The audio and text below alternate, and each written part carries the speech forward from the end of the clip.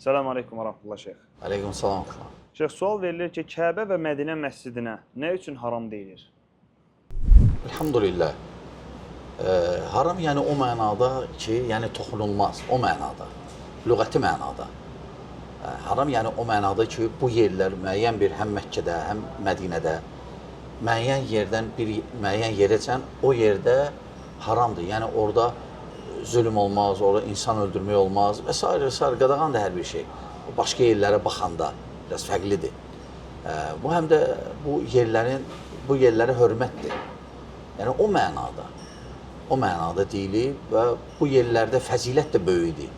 Çünki məsələn Kəbədə namaz qılmaq 100.000 savabı var. Burada bir dənə məscid qəsd olunmur. Haram deyilən o məsafə ki var, bu arada harda qılsan 100.000 savab var. Ona görə fəzilət baxımından da deyilib, qeyd olunur. Bu qədər. Şeyx, artıq Ramazanın axırıncı 10 günündəyik. Bu günlərdə də Qədr gecəsi var. Nə üçün bu gecələrə Qədr gecəsi deyilir? Elhamdülillah. Bəli, Ramazanın axır 10 gecələri başlayıb. Qədr gecəsi, yəni qədri bir neçə mənası var. Yəni qədri böyükdür. Savabı böyükdür.